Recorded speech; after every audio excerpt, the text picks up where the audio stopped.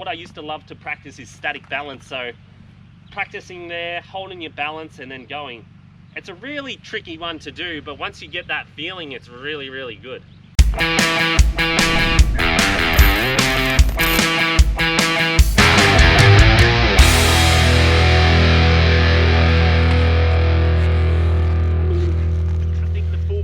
Remember to turn your bars, so get them on that stoppers, front brake on, slowly bring your leg on, and once you're settled, it's all right. You only want to move this bike a tiny bit. You don't want to be crazy movements all in your foot pegs, so just little movements. But I feel like this is going to be good if we can get some a few rocks, so maybe we might have to find a couple of rocks here and wedge it, because it gives you that feeling of holding your balance. So that's the first thing we really want to focus on. It's going to be a pretty slow start, but it's going to be worthwhile trying.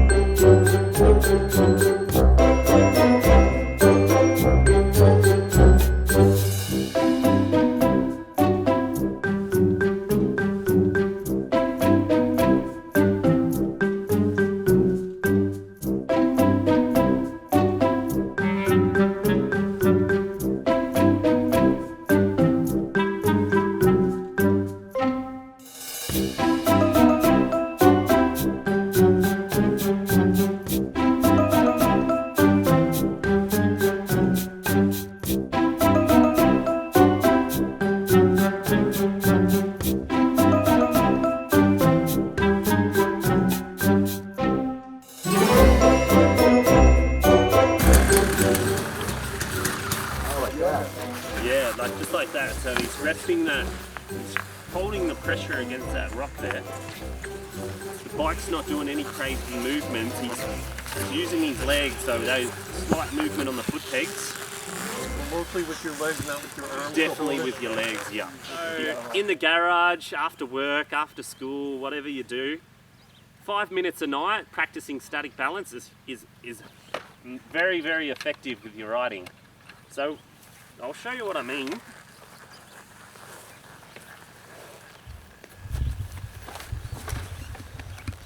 So with static balance, there's always a dominant side when you want to turn your handlebars, whether it's left or right. So I find left works really well when I practice my balancing, because my throttle hand is not jammed up like this. So it's on the left there. And you notice on your dirt bikes you have steering stoppers. So these are those ones here where it hits the triple clamps. I usually try and wind them in so I can get as much turning out of your dirt bike as possible, because that makes a huge difference on the hills. If you can get a few mil, that makes massive difference. So what I like to do is have my front brake on when I start my balance. Front brake on, slowly get my foot up onto that foot peg.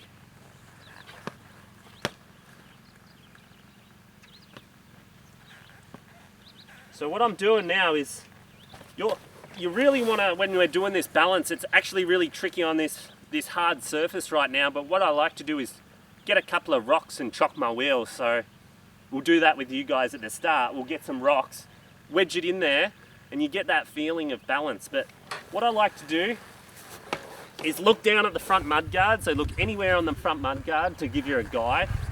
Front brake on. Slowly, the thing is, you really want to slowly bring on that opposite foot.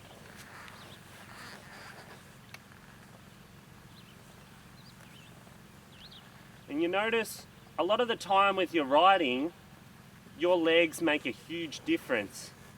So you want to keep your body pretty central, but your leg can act like an outrigger. So it's sort of, a lot of riders are afraid to take their foot off the foot pegs, but you need that to counterbalance the bike. So if you're riding in a straight line, you can take your legs off. There's no rules. Plenty of times on downhill sections, when you've got really narrow line, you have to stay on line. So taking your legs off is your only option you can't turn.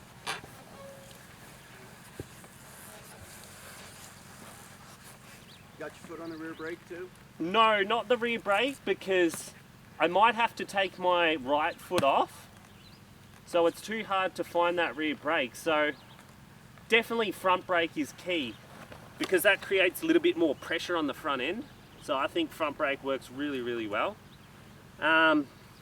So I think the full lock, you've got to remember to turn your bars.